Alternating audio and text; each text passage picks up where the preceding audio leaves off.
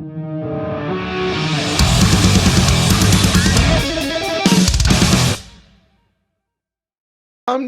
good. I'm good. How you doing? Good. I got distracted for half a second about, I was like, he's one of my people. Yeah, I was just like, oh, do I need to like maybe get a background or something? And then I was just like, No. I'll look at like I'm gonna check a couple of the videos because I'm looking at the YouTube. Let me just double check, and I see your background. I'm like, no, I'm fine. I'm gonna Yeah. be like, if anything, we'll probably end up having more conversations about the backgrounds. We will start. Yeah, especially jerk right there. uh, hmm. Majora's Mask. Oh, it's just like of all the things, I wonder which giant object it could possibly be. And I was like, fuck, man, that moon can fuck right off forever. Dude, being a kid, if I could replay that game, that moon it would still be like just the biggest pain in my ass. Oh, I know. I love that game so much, but that first instinct, the first time that I was just like, oh, I'm gonna die. That's just it. That's game.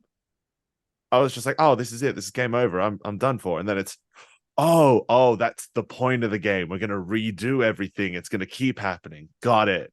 That's like every day of real life going to work. Every day. Because that's the noise I hear when I wake up in the morning. You know, that dun Mm-hmm. start of my day every fucking day. But Get Monday is just dawn of the first day. yeah, that's right. That's right, with the chickens running around and shit. But hey, what else you got here? I'm trying to look at the back what your jam is. I can see like there's some gaming stuff, there's some anime stuff. Jamming is I am a pop culture fiend. Yep. Mainly like I grew up on like TV, so your video games, anime, cartoons, like whatever it was, I was very much attached to it, specifically Nintendo.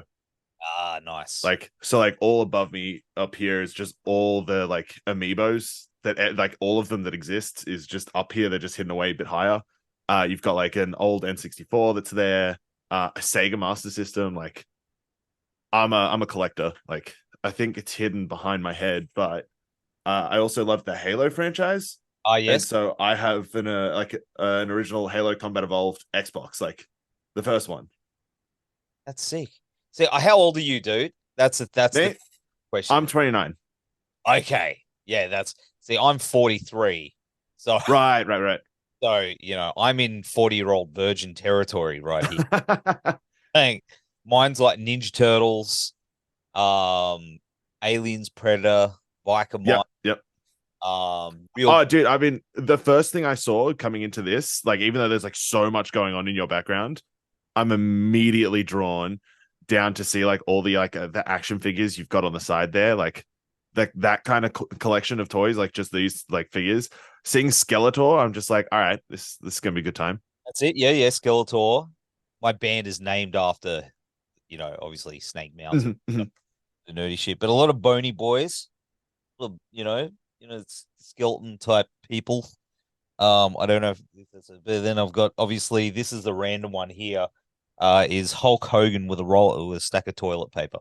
But and I don't know why. He just ended up that way. But No complaints. it's just one of those things that we do. But and hey, it's good to finally have you on the show, dude. Thanks for hanging out. Oh, dude, thanks for having me. I'm sorry that it was one of those last minute swapping me in, but I mean, I'm happy to always jump in. Hey, Happy man, to chat. I'm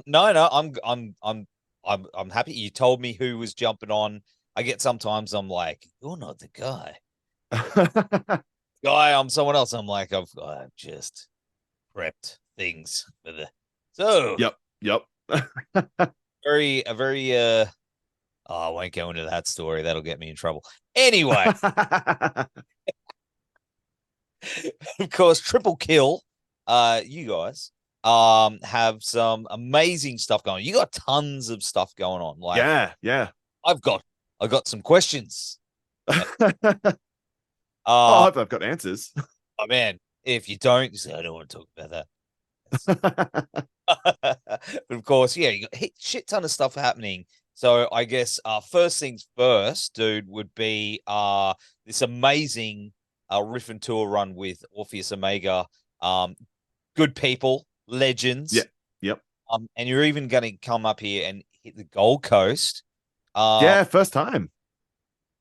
Well, We've never played the Gold Coast before. This is like seeing that we were playing a show at Moe's. I was just like, oh, because I used to live in Upper Coomera for the longest time.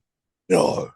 Yeah, so I was like, I'm from Queensland Gold Coast area, so I was just like, to be able to play at Moe's, I was just like, oh, this is a nice touch. Like, never had this happen before. How long did you live up here? I lived up here for about, I want to say maybe 5 years. From when to when? Like 2009 to like 2012 to 2013 was when I was like there. Rock City with a band? Can't say I have. Okay. Because I thought you looked familiar. I'm like, I know this dude. Oh god. No, I was no. Not been in a band in Queensland. Okay. Just was a local. Okay. Probably seen you because that's my hood. Yeah. I'm so there you go. You want a mine? Is that a beer? Oh no, this is just water. We had band practice today and I'm coming straight off of throwing my vocals in to being like, oh, by the way, you're gonna talk to someone afterwards. I'm like, was good. Yeah, I know. You get used to it. You just go, no. Yeah, I'm training those rough vocals, you know. But man, how you feeling about actually hitting the road with Orpheus? They're mate, as I said, amazing bunch of people. Mm. How long have you sort of known them for?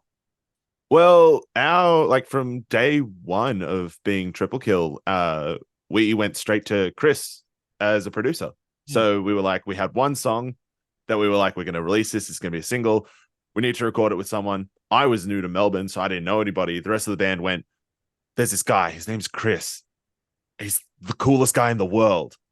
You're going to love him. And then next thing you know is, yeah, I'm a part of the Chris hype train of having Chris do all of our music. So from the first song up until this new album, it's all been Chris. So we've been friends with the Orpheus boys since we've started as a band. Man, they're just, yeah, they're an amazing bunch of people. So I'm looking forward to it. In Moe's, you mentioned Moe's before, which is one of my favorite venues to play.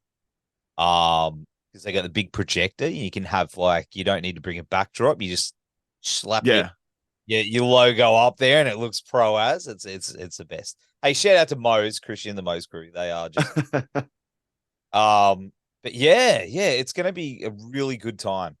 Really, we're excited for this whole tour. Excited to be, because we've done shows with Orpheus around Victoria before, but never gotten to take Orpheus and go off on a couple shows together around the East Coast or whatnot. So to be able to go try, we're flying up on the Thursday and then taking it from there, it's going to be a really exciting tour, really fun. I can't wait just to be a part of it and then also get to show everyone all this new stuff we got coming out. And there's a split EP you did with them too. Yeah, we did a little covers EP because we were just it was one of those, we were in lockdown, didn't really have much to do, much to go on. So as we were talking about, we had a bit of a gap last year where it was like we didn't really have music to come out or release because we were holding off for doing a new album. It was brought up that was just like, hey, why don't we just pick 3 songs each and we just do covers? We'll just do a little EP, a little cheeky one that gets people to be like, oh, right, those bands. I remember them. That was great. That was a great EP. But we got a lot of good. Yeah. We got a lot of good feedback on our cover of Stacey's Mum and Misery Business. So 2 wildly, for me, the different eras of my life. One was being a kid, one was being an angsty teenager. But hey, if everybody's still just it was perfect, I'll take it. Pretty amazing. But of course, you recently opened for Night Flight Orchestra. Yeah. That. I cannot begin to explain how over the moon I was to do this. Connor, our drummer, pointed out to us, we were all pretty understanding that we were going to have to buy flights if we were ever going to see Night Flight Orchestra. We would have to be over in Europe to catch them. So then to find out they were coming, we had all bought tickets previous. We were just like, oh my God, that's beautiful. Let's grab, we all got tickets ready to go, happy to be. And then I think it was like 2 weeks out before the show that they were just like, do you want to be the main support? Do you want to be right before the Night Flight Orchestra?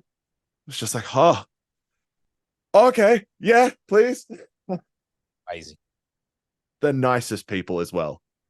Yes, yes. Bjorn is. I think Bjorn has been on this show more than anyone else. He's like, oh, you again. Oh, like, well, you got to stop having so many projects. You get stuck talking to me. But I was bummed. I couldn't make the Brisbane show. Yeah. Devastated because I jam them at work. You Yeah, know, right. doing ones when I'm like moving printers and shit. You know, how was that? Watching that? To be in the crowd, just watching them do their thing, like he has such a strong, like he's not just a vocalist. Like he really puts down the label of frontman. Yes. He has full control. He knows what he's doing. And then he gets at the rest of the band is just there to like, they're jamming, they're happy, everybody's having a great time, and that just kind of vibe just pushes out to the rest of the crowd. And I mean, they had a conga line going at one point. That's amazing. Like started in the mosh pit, just worked its way around the whole crowd, just a big conga line going. They were there to party, and they proved that it was just like everyone I saw was in like your soil work jackets, or like I think I saw a few Arcspire hoodies because they're coming up soon. Yes. But it was just like all these people that I've seen at all these other shows that I go to, just there for a hard rock band, just being like, yep, I'm here to just boogie, have a great time. And it's beautiful to see. Oh man, I'm so devastated. I was like, they have to come back. That's just it has to happen. Absolutely. And you're about to drop your sophomore album, Blackened Dawn, this 25th. Now I've heard it. I had a sneaky listen, and it's amazing. Thank you. But everyone else, you got to wait a few days. No. I was gonna say, lucky for Melbourne people though, we last minute put together we're doing a pre-album listening party. So about 2 days before this album comes out, we're getting people together. It's a free event at the Tallboy and Moose, and we're going to be having the album there to play for the night. And anyone who's pre-ordered the album, pre-ordered merch, will actually get to pick it up that night. So it'll be out 2 days early for them. That's how it's done. That's how, like, make it fun. I mean, you're not playing. You're just going to be drinking beers and hanging out. Yeah, exactly. We're just there to just be like, we're just there to enjoy that this album's out, and we get to enjoy it with our friends around us, and all the locals that come to all our shows get to be a part of something special, because a lot of this album has to do with everyone who was around us, because this is the album that's come out straight out of lockdown, and having no shows to all of a sudden everyone is just having a show. We were just like, it's nice that we get to step away from being on stage to just being in a room with a beer, having just chats with everyone, and that's what we're here for.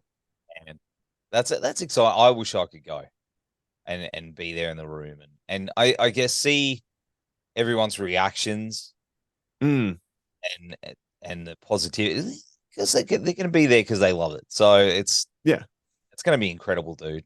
Oh yeah, congratulations to you and the boys. But how far thanks, man, do the songs go? Do they go further back past the thing that happened? So I know we wrote at least 2 songs just before, and then the rest of the songs kind of happened during, and then just a bit after. It definitely helped with getting by the time, because we were all stuck in like a 5-kilometer radius. We couldn't leave our homes. We were it was just like we needed something to pass the time. We were just moving into a digital kind of setup for each of us anyway, so we were getting rid of the cabs and the amps to just be all digital wireless. So we're like, we have all home setups now. Well, we may as well just keep going then. And look at it now. Here we are. And to see it's a thing. Like we just had the physical copies of the albums arrive today. Nice. So we got a good look at them. And I was just like, oh, I can't believe it's real. On the vinyls? on the record. I wish we was one of the things that we were like, we might be able to do. We'll see what we can get a hand on. But places we were reaching out to were just like, nah, it's either too big of a backlog or they do not have the materials to do it right now. So that vinyl shortage still hitting us all. Crazy, isn't it? Yeah, like to see, like I saw like Parkway just dropped their EP, like their original EP is now going out on vinyl, and I was just like, good on you, but I could have used that vinyl. Right. I've had this chat with other people before when it was really, really bad, when going into JB Hi-Fi. I don't care what are they gonna do. You talking shit about us. We'll never hold your stuff in our store. Don't hold my stuff anyway, but I'll just give you more money. But and I'll be looking for a certain record, and I can't find it because they'll only get one copy in, and then you look under the Harry Styles section, and they've got a brick that's been sitting there of the same Harry Styles fucking album for the last, 6-7 months. No one's bought a copy. I say they melt them down and give them you know what I mean? It would work. It'd be a good thing, because I think that, like, at least from what I noticed, my partner's she's a Swiftie, and power to her. Be a big Taylor Swift fan, that's fine. But like, to watch how Swifties kind of go about things. Whenever Taylor Swift releases a new album, it's the same as when a local band releases a new album. Everyone's pre-ordering it. Everyone's already organizing how they're getting it, or they're going to get it the day it comes out. You don't need to add stock for the future, because for Taylor Swift, the difference between Taylor Swift and a local band is a local band is going to now go play other shows, and new faces are going to see them and hear them. Yes. If you're someone who's got a cult following, you don't really need to worry about getting extras in case people are going to hear you for the first time. Like, don't worry about it. It's just no, especially on vinyl. Especially on vinyl. I want the vinyl. Yeah, that's right. You don't need 47 copies of Harry Styles' album, people. Down.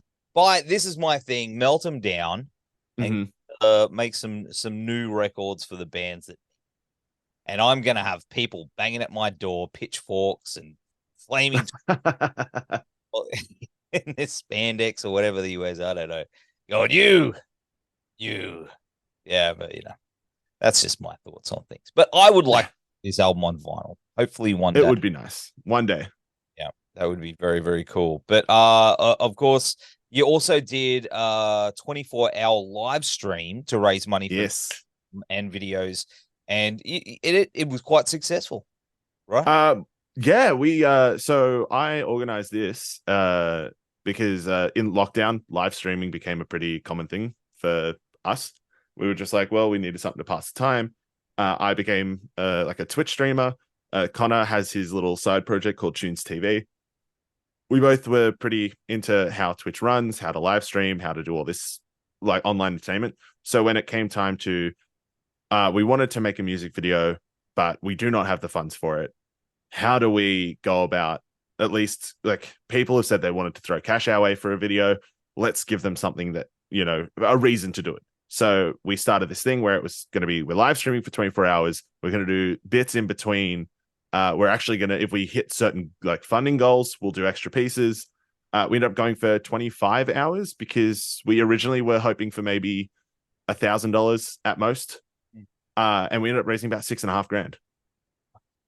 That's so... We're just like, people were so happy to just throw it our way. And we were just like, well, we have to make you something incredible now. So all that money, we went right into, we turned straight to finding a production crew and getting set locations to film this Shai-Hulud video, and turn that into probably our most successful video we've done yet. What a video. Oh, yeah. I love it so much. You're all not bad actors. Yeah, what? it takes a bit of time, but, we got there. All credit goes to Connor. So our drummer is our editor, our director, our writer. All that stuff. These videos are not what they would be if it wasn't for him. And he knew how to just guide us from the very beginning. So whenever we did, because we used to do like promo videos and stuff like that for shows, just because we thought they were fun and they were funny to do. So when it came time to do a music video where it's like, gonna have a big sketch. It's gonna have a nice opening line. We really need to be focused.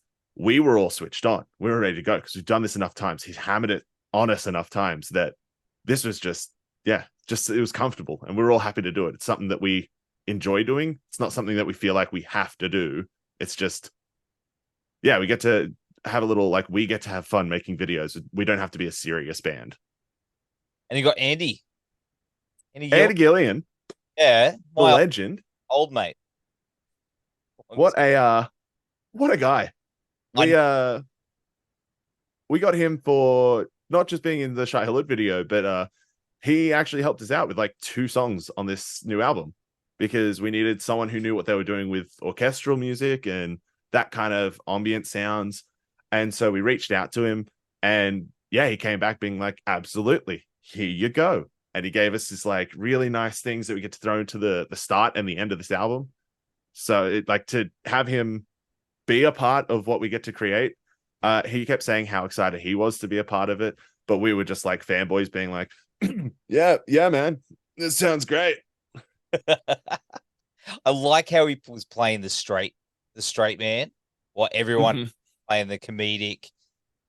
You know what I mean? Like, he was, we need it, down the line, recording, and everyone else is it's that comedic dynamic that was just perfect. So while we were getting ready and we were about to start filming, he was like looking over everything, and he's just like, is this, like, reading over the script? He's like, it kind of reminds me of like this really specific lawyer. And then Connor's like clicked on immediately. He's just like, yes, oh my god, because he wrote the producer, the producer character, he wrote it after the lawyer character in It's Always Sunny in Philadelphia, where it's just like everyone else gets to be these like weird characters, but then there's just this lawyer who's just a lawyer. That's his job, and he's really confused and kind of annoyed by what's happening. And so Connor like wrote Andy's character after that, and Andy picked up on it, so Connor was even happier that we got Andy. Yeah, that's so good. That's so good. I think you guys should make a feature length film. Dude, a short film would be great. No, go for 3 hours long. Full 3-hour movie. About extended cut Peter Jackson, Spielbergo. Would you do it if someone backed up the money truck and said, you make whatever you like? What do you think that would be? Where would you even go with that? What, a triple kill movie? We were just joking around today about so we just had our latest single come out, Dust. Yes. Which is completely been inspired by Midnight Mass. Great show on Netflix. We're also, I know myself and Connor, we're personally big fans of Mike Flanagan. He's an amazing, he's amazing at what he does. And we were joking around about doing there was the Fanboys movie, which was a group of guys in a van trying to break into the Lucas Ranch to get a copy of Phantom Menace. That's right. I love that. And so we were just like, what if it was us and we were trying to break into Mike Flanagan's house just to get him to watch our music video? But there's like no security system or anything. We're just breaking into this poor man's home. It's like, whoa, wacky adventure. And then it's just him being like, what are you doing in my house? Take all my money. I would want to see that. I want to see that movie. I just want him to see this music video. It would work. I think it would work. I think he would love it. But there's something there.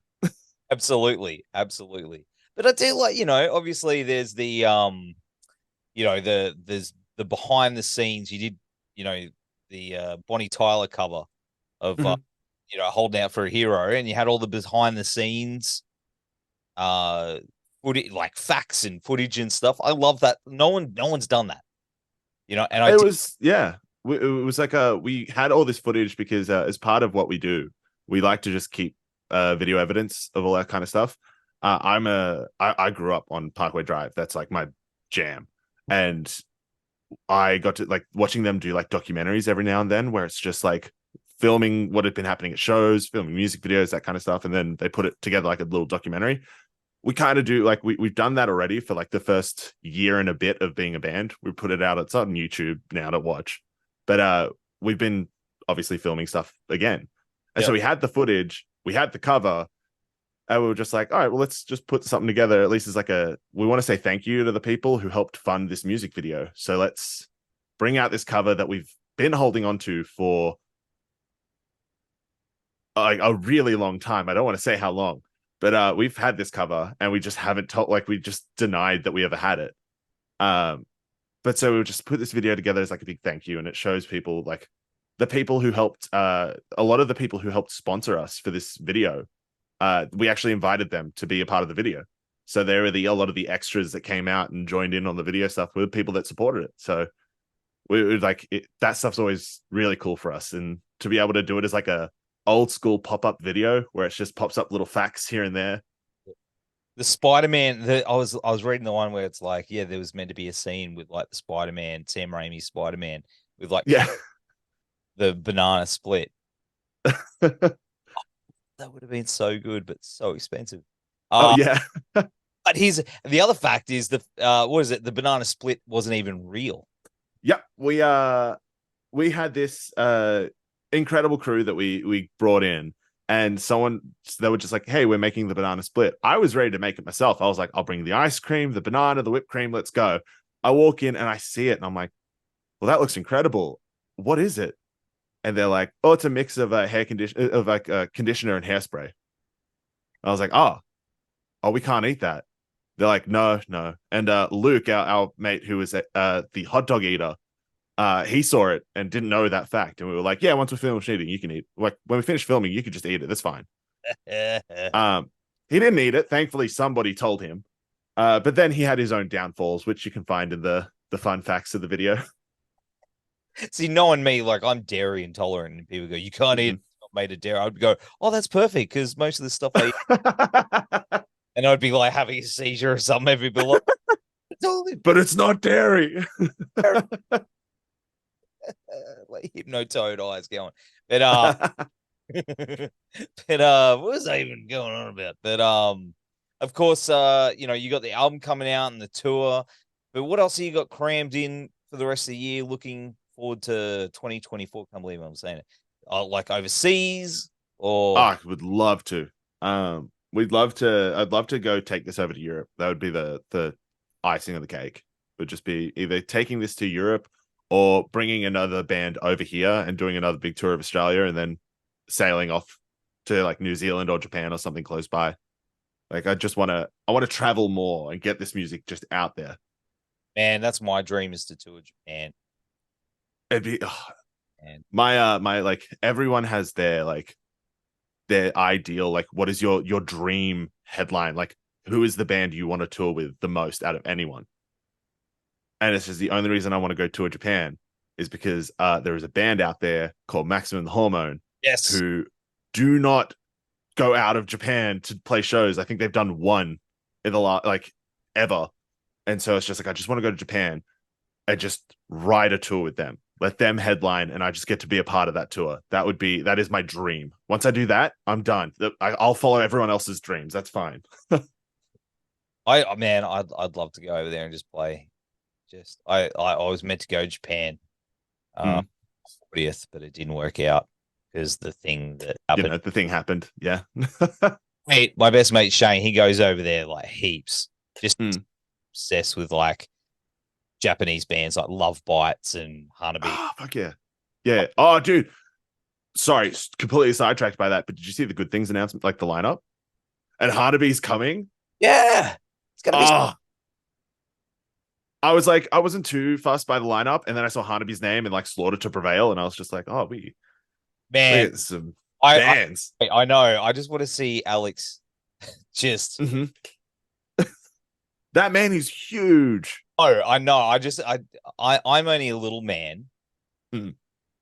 But rounded. I'm more like a hobbit shaped. He's gonna be like this Ivan Drago, like this big beast of a man. Like, man, I just and that voice. He's so powerful. Like, I saw a video the other day of him without a mic. He got the whole crowd to be silent, and then man. Could only dream to have that kind of power. I know. I wish. But we'll get to see it at least. That's gonna be yeah. It's gonna be a real good time. But man, is there anything else we should know about Triple Kill before we do the wrap? Just check out our album. Comes out on Friday. So you got Friday the 25th. Is that how this works? Yeah, 25th.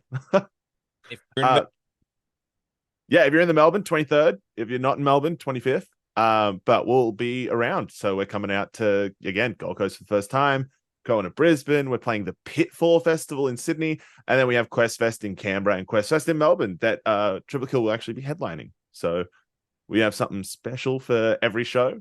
But we'll definitely be keen on the Melbourne one to show everybody what a headline act looks like. here's something I want to know for the Gold Coast. Mhm. We should do this again. Is there anyone in the band who are massive Simpsons or Star Wars nerds? Yes. The answer to that is just yes. Is there anyone in Orpheus that are the same? Ooh. I don't know about Star Wars in Orpheus. Okay. But I guess I'll just start the beef and say that we know more about Simpsons and Star Wars than them anyway. Excellent, because I would like to pit you guys against each other in like Simpsons or Star Wars trivia. Well, I think we'd definitely be down. And the fact that Simpsons are basically quoted for my life, we destroy them. Are you there? Yep. Hello. You're good? Hello? Yes? No? Yes? Uh-oh. There you are. You're back. Okay, I'm back. I broke. Oh, it's your elbow by accident. This is why I do not keep my like if I've got a mixer, it's going in front of me and like as far ahead of me as possible, so I have to reach to change anything. Means I've got too many action figures and nerdy shit. It's the only place where it lives, and it's a relevant fucking button. But anyway. But yeah, either way, destroying Orpheus and Simpsons. That sounds great. Excellent. We should do that over a beer. Time before I just sledgehammer this thing. We will have all the links on the website and here in the show notes. Brother, thank you again for hanging out on the show, and thank you for having us. See you in Brisbane. Appreciate it. Gold Coast. Gold Coast. I don't even know what our day it is anymore. But thanks, dude. Nah, dude, thank you so much for having me. This was a lot of fun. I'm glad you had a good time.